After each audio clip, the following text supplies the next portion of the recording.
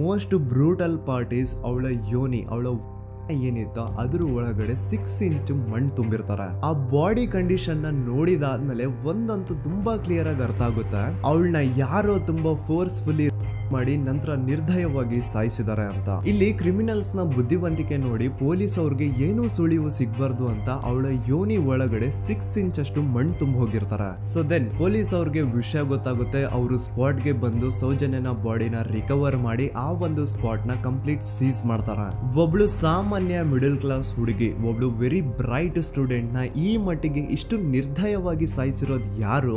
In case ಏನಾದ್ರೂ ಈ crime ಮಾಡಿದವನು ಸಿಕ್ಕಿ ಬಿದ್ರೆ ಅವನ್ನ ಸುಮ್ನೆ ಬಿಡಬಾರ್ದು ಅಂತ ಜನ ಆಕ್ರೋಶ ವ್ಯಕ್ತಪಡಿಸ್ತಾರೆ. ಅಂಡ್ ಗೆಸ್ ವಾಟ್, ನಮ್ ಪೊಲೀಸ್ ಅವರು ಇಷ್ಟೊಂದು ಫಾಸ್ಟ್ ಆಗಿ ಇನ್ವೆಸ್ಟಿಗೇಷನ್ ಕಂಪ್ಲೀಟ್ ಮಾಡ್ತಾರೆ ಅಂತ ನಾನಂತೂ ಎಕ್ಸ್ಪೆಕ್ಟ್ ಮಾಡಿರ್ಲಿಲ್ಲ. ಅಂಡ್ ಈವನ್ ಈ ಒಂದು ವಿಷಯದಿಂದ ಊರಿನ ಜನನು ಶಾಕ್ ಆಗ್ತಾರೆ. ಸೌಜನ್ಯ ಬಾಡಿ ಸಿಕ್ಕಿದ್ದ ನೆಕ್ಸ್ಟ್ ದಿನ ಅಂದ್ರೆ 11 ಅಕ್ಟೋಬರ್ 2012 ಸಂಜೆ 5 ಗಂಟೆ ಹಾಗೆ ಯಾರು ಸೌಜನ್ಯನ ಪಂಡು ಮರ್ಡರ್ ಮಾಡಿದ್ನೋ ಆ ಕ್ರಿಮಿನಲ್ ಕೂಡ ಸಿಕ್ಕಿ ಬೀಳ್ತಾನೆ. ಈಗ ನೀವು ಥಿಂಕ್ ಮಾಡ್ಬೋದು, ಸೌಜನ್ಯನ ಯಾರು ಮರ್ಡರ್ ಮಾಡಿದ್ರು ಅಂಡ್ ಯಾರ ಕ್ರೈಮ್ ನ ಮಾಡಿದ್ರು ಅವನು ನೆಕ್ಸ್ಟ್ ದಿನಾನೇ ಸಿಕ್ಕಿ ಬಿದ್ದ. ಹಾಗಿದ್ರೆ ಈ ಕೇಸ್ ಯಾವಾಗ್ಲೂ ಕ್ಲೋಸ್ ಆಗ್ಬಿಡ್ಬೇಕಿತ್ತು. ಆದ್ರೂ ಸ್ಟಿಲ್ ಇವತ್ತಿನ ದಿನವರೆಗೂ ಯಾಕೆ ಈ ಕೇಸು ಪದೇ ಪದೇ ನ್ಯೂಸ್ ಅಲ್ಲಿ ಬರುತ್ತೆ ಅಂದ್ರೆ, ನಮ್ ದೂತ ಸಭೆಯ ಪ್ರಜೆಗಳೇ ರೆಡಿ ಆಗಿ, ಆರೋಪಿ ಸಿಕ್ಕಾದ್ಮೇಲೆ ಈ ಕೇಸು ಕ್ಲೋಸ್ ಆಗಿಲ್ಲ. ಆಕ್ಚುಲಿ ಈ ಕೇಸು ಓಪನ್ ಆಗಿದ್ದೆ ಈಗ.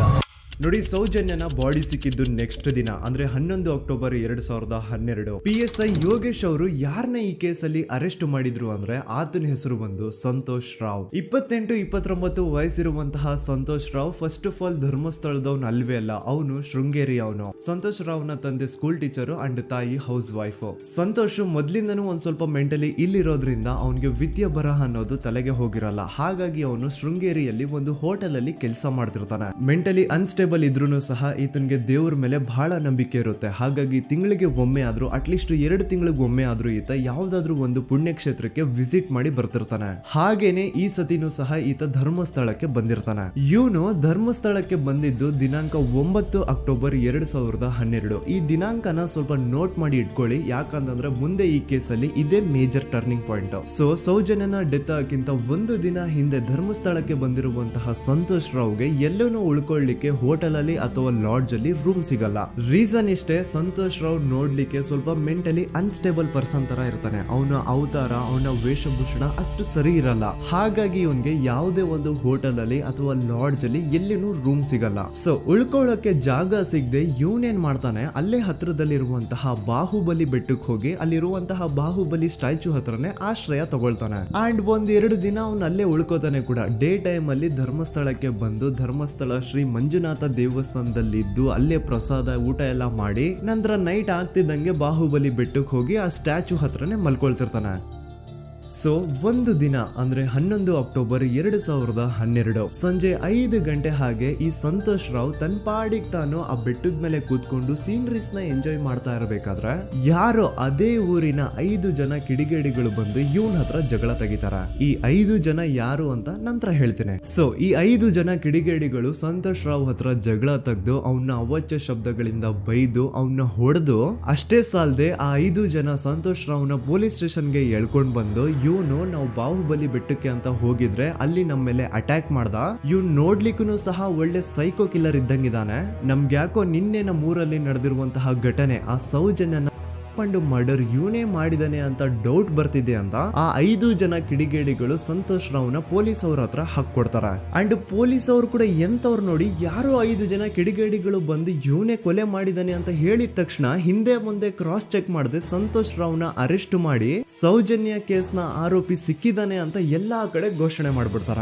ಜನರಿಗೆ ಈ ಕಡೆ ಒಂಥರ ನೆಮ್ಮದಿ, ಓ ಬಿಡಪ್ಪ ನಮ್ ಪೊಲೀಸ್ ಅವ್ರಿಗೆ ತಮ್ಮ ಡ್ಯೂಟಿ ಮೇಲೆ ಎಷ್ಟೊಂದು ನಿಷ್ಠೆ ಇದೆ, ಒಂದೇ ದಿನದಲ್ಲಿ ಆರೋಪಿನ ಹಿಡಿದ್ಬಿಟ್ರಲ್ಲ ಅಂತ ಪೊಲೀಸ್ ಅವ್ರ ಮೇಲೆ ಫುಲ್ ಒಂಥರ ಹೊಗಳ್ತಾ ಇರ್ತಾರೆ. ಆದ್ರೆ ಪಾಪ ಜನರಿಗೆ ಎಲ್ಲಿ ಗೊತ್ತಿತ್ತು ಈ ಕೇಸ್ ನ ರಿಯಲ್ ಆರೋಪಿ ಬೇರೆ ಯಾರೋ ಇದಾರೆ, ಪೊಲೀಸ್ ಅವರೇ ಈ ಕೇಸ್ ನ ಮಿಸ್ಲೀಡ್ ಮಾಡೋದಕ್ಕೆ ಸುಮ್ನೆ ಸಂತೋಷ್ ನ ಅರೆಸ್ಟ್ ಮಾಡಿದ್ದಾರೆ ಅಂತ. ಸೊ ಸಂತೋಷ್ ರಾವ್ ಒಂದು ಹುಡುಗಿಯ ರೇಪ್ ಅಂಡ್ ಮರ್ಡರ್ ಕೇಸ್ ಅಲ್ಲಿ ಅರೆಸ್ಟ್ ಆಗಿದ್ದಾನೆ ಅನ್ನೋ ವಿಷಯ ಸಂತೋಷ್ ನ ತಾಯಿಗೆ ಗೊತ್ತಾದಾಗ ಅವ್ರ ಪಾಪ ನೋವಲ್ಲಿ ಕುರ್ಗಿ ಸಾಯ್ತಾರ. ಅಂಡ್ ಇನ್ನು ಅವ್ರ ತಂದೆ ಒಂದು ಕಡೆ ಪಾಪ ಹೆಂಡತಿನ ಕಳ್ಕೊಂಡಿರುವಂತಹ ನೋವು, ಇನ್ನೊಂದು ಕಡೆ ಮಗ ನೋಡಿದ್ರೆ ಯಾವ್ದೋ ಫಾಲ್ಸ್ ಕೇಸ್ ಅಲ್ಲಿ ಅರೆಸ್ಟ್ ಆಗಿದ್ದಾನೆ. ಈ ಕಡೆ ಕೇಸ್ ನ ಇನ್ವೆಸ್ಟಿಗೇಷನ್ ನಡೀತಾ ಇದೆ. ಅಂಡ್ ಇಲ್ಲಿ ನಾನು PSI ಯೋಗೇಶ್ ಅವ್ರ ಬಗ್ಗೆ ಅಂತೂ ಮೆನ್ಷನ್ ಮಾಡ್ಲೇಬೇಕು. ಈ ಪೊಲೀಸ್ ಆಫೀಸರು ಗೊತ್ತಿದ್ದು ಈ ತಪ್ಪನ ಮಾಡಿದ್ರು ಅಥವಾ ಗೊತ್ತಿಲ್ದೇನೆ ಈ ತಪ್ಪನ ಮಾಡಿದ್ರು ನನ್ಗಂತೂ ಗೊತ್ತಿಲ್ಲ.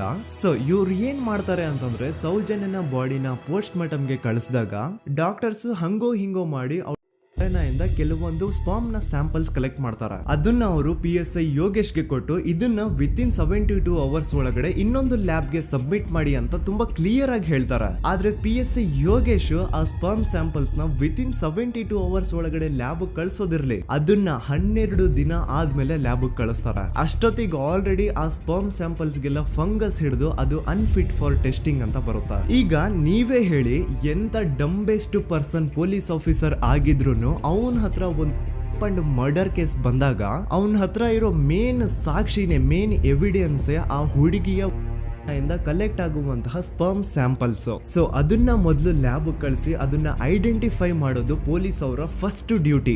ಆದ್ರೆ ಇಲ್ಲಿ PSI ಯೋಗೇಶ್ ಅವರು ಇದನ್ನೇ ಮರ್ತು ಹೋದ್ರು ಅಂತ ನೋಡಿ. ಯಾವುದೇ ಒಂದು ಕೇಸ್ ಅಲ್ಲಿ ಪೊಲೀಸ್ ಅವರು ಆದಷ್ಟು ಎವಿಡೆನ್ಸ್ ನ ಕಲೆಕ್ಟ್ ಮಾಡೋದಕ್ಕೆ ಟ್ರೈ ಮಾಡ್ತಾರೆ. ಆದ್ರೆ ಈ ಒಂದು ಕೇಸ್ ಅಲ್ಲಿ ಮಾತ್ರ ಪೊಲೀಸ್ ಅವರು ಎವಿಡೆನ್ಸ್ ನ ಕಲೆಕ್ಟ್ ಮಾಡೋ ಬದಲಾಗಿ ಎವಿಡೆನ್ಸ್ ನ ಡಿಸ್ಟ್ರಾಯ್ ಮಾಡೋದ್ರಲ್ಲಿ ಮುಂದೆ ಇದ್ರು. ಅಷ್ಟೇ ಅಲ್ಲದೆ ಈ ಪೊಲೀಸ್ ಆಫೀಸರ್ ಸೇರ್ಕೊಂಡು ಸಂತೋಷ್ ರಾವ್ಗೆ ಸೆಲ್ ಅಲ್ಲಿ ಎಂತ ಟಾರ್ಚರ್, ಎಂತ ಹಿಂಸೆ ಕೊಡ್ತಾರೆ ಅಂದ್ರೆ ನೆನ್ಸ್ಕೊಂಡ್ರೆ ಮೈ ಜುಮ್ ಅನ್ನುತ್ತ.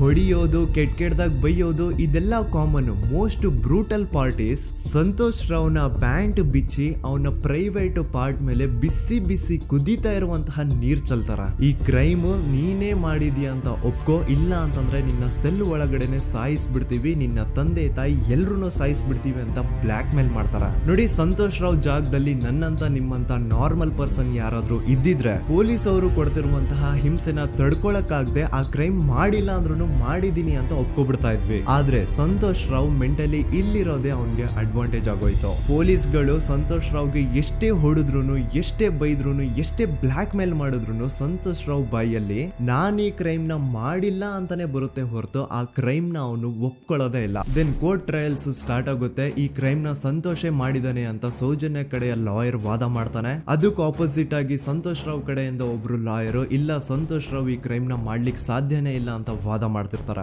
ಅಂಡ್ ಕೋರ್ಟ್ ಇಂದ ಆಚೆಗಡೆ ಸಂತೋಷ್ ರಾವ್ ನ ಅಗೇನ್ಸ್ಟ್ ಸ್ಟೂಡೆಂಟ್ಸ್ ಪ್ರೊಟೆಸ್ಟ್ ನಡೆಯುತ್ತೆ, ಪಬ್ಲಿಕ್ ಪ್ರೊಟೆಸ್ಟ್ ನಡೆಯುತ್ತೆ. ಅರೆಸ್ಟ್ ಆಗಿರುವಂತಹ ಸಂತೋಷ್ ರಾವ್ಗೆ ಗಲ್ಲಿಗೇರಿಸ್ರಿ ಅಂತ ಅವ್ರು ಡಿಮ್ಯಾಂಡ್ ಮಾಡ್ತಿರ್ತಾರೆ. ಸೊ ಹೀಗೆ ಒಂದು 2-3 ವರ್ಷ ಕಳೆದು ಹೋಗುತ್ತೆ. ನಂತರ ಒಂದು ಕೋರ್ಟ್ ಟ್ರಯಲ್ ಅಲ್ಲಿ ಸಂತೋಷ್ ರಾವ್ ಪರವಾಗಿ ಹೋರಾಡ್ತಿದ್ದಂತಹ ಲಾಯರ್ ಯಾಕೆ ಈ ಕೇಸ್ ಅಲ್ಲಿ ಸಂತೋಷ್ ಆರೋಪಿ ಅಲ್ಲ ಅಂತ ಪ್ರೂವ್ ಮಾಡ್ಲಿಕ್ಕೆ ಕೆಲವೊಂದು ಪಾಯಿಂಟ್ಸ್ ನ ಮುಂದೆ ಇಡ್ತಾರೆ. ಅದೇನಂತಂದ್ರೆ ಮೊದಲನೇದಾಗಿ ಸಂತೋಷ್ ರಾವೇ ಈ ಕ್ರೈಮ್ ನ ಮಾಡಿದಾನೆ ಅಂತ ಒಬ್ರು ಒಂದೂನು ಐ ವಿಟ್ನೆಸ್ ಇರಲ್ಲ. ಇನ್ನೊಂದೇನು ಅಂತಂದ್ರೆ ಯಾವೊಂದು ಕಂಡೀಷನ್ ಅಲ್ಲಿ, ಯಾವೊಂದು ಬ್ರೂಟಲ್ ಕಂಡೀಷನ್ ಅಲ್ಲಿ ಸೌಜನ್ಯನ ಬಾಡಿ ಸಿಕ್ಕಿತ್ತೋ ಅದನ್ನ ಗಮನದಲ್ಲಿಟ್ಕೊಂಡು ಸ್ವಲ್ಪ ಪ್ರಾಕ್ಟಿಕಲ್ ಆಗಿ ಥಿಂಕ್ ಮಾಡಿದ್ರೆ ಆ ಒಂದು ಭೀಕರ ಕ್ರೈಮ್ ನ ಒಬ್ನೇ ಮಾಡ್ಲಿಕ್ಕೆ ಸಾಧ್ಯನೇ ಇಲ್ಲ. ಇನ್ನೊಂದು ಪಾಯಿಂಟ್ ಏನು ಅಂತಂದ್ರೆ ಸೌಜನ್ಯನ ಪೊಲೀಸ್ ಅವ್ರಿಗೆ ಯಾವುದೇ ಸ್ಪರ್ಮ್ ಸ್ಯಾಂಪಲ್ ಸಿಗ್ಬಾರ್ದು ಅಂತ ಆ